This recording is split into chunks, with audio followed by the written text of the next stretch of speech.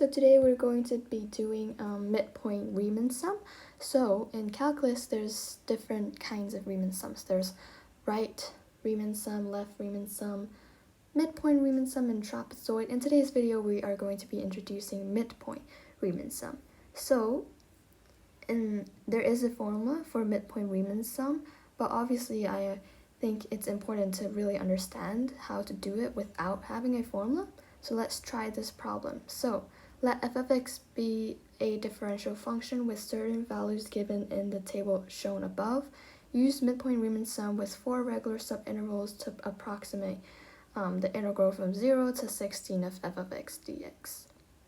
So recall that, an indefinite integral, or an integral basically, shows the area under the curve.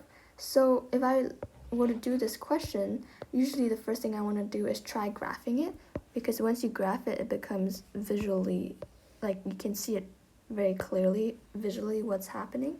So let's do that. So we have 0 to 16. So we could do like this: 2, 4, 6, 8, 10, 12, 14, 16, approximately. Doesn't have to be so accurate, but I'm just simply graphing it out. And then for the y value, let's say this is 10, so this would be 5. So it's approximately, like this, and then this, and this, and then that.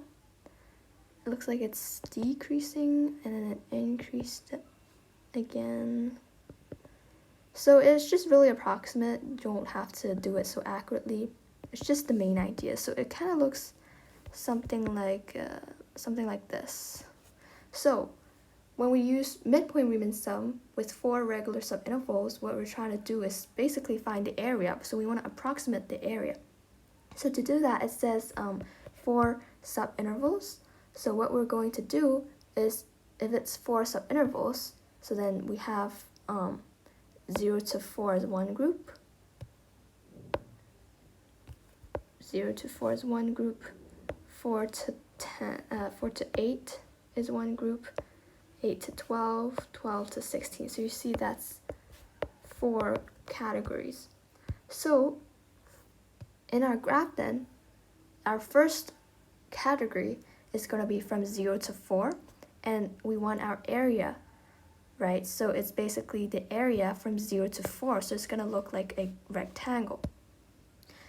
And the thing is, for the midpoint Riemann sum, midpoint means in the middle, right? So it will be in the middle between 0 and 4, which is 2. So our chosen value for the y value, we want it to be this middle value here. So you see, there's 0, 2, and 4, 0, 2, 4. We want the middle value because it's midpoint. So it would look something like this. Yeah, where you find the area. And the area of a rectangle is just length times width. So all you need to do is find the area, which is the length, which is 4, or you can call it the width, I don't care, 4 times the height, and the height is from the base all the way to the top, and it's the same value as the middle value. So what is the middle value? That's 8, right? And then we do the same for the rest. So for the second one, we have 4 to 8, so from here to here, and again we want our middle value to be the height. So if you draw it, it would look something like that. And again, it's going to be 4, right? Because here, 4 to 8, that's a distance of 4, times the height, which is in the middle. So let's check that. That is 6. Plus, again, we draw the same thing again. This time we have the middle value right here. Something like that. Yeah. And our middle value is at 10, so that's 5. So 4 times 5. And finally, we have from 12 to 16, so we again draw, the height is from here, so we draw the rectangle from 12 to 16, and that's 4 times the middle value, which is 6. So very simple. And once you add all of that, you should get 100. And that's basically it. It's very simple. All you got to do is just find the rectangle. Obviously, graphing it helps a lot visually. There is also a way you could do it with a formula. So let me just paste that here. So this is the formula, and you can see it looks very, very complicated. But the idea remains the same. So if we have the subinterval, so you can see it's at a constant rate. So from 0 to 4, 4 to 8, 8 to 12, and each distance is, 2.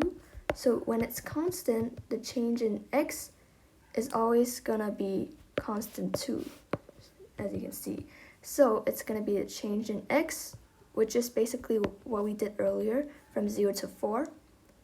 And then f of, you can see it's x of 0 plus x of 1 divided by 2. What it really means is from this distance to this distance divided by 2. So for example, for our first one, it's from 0 to 4.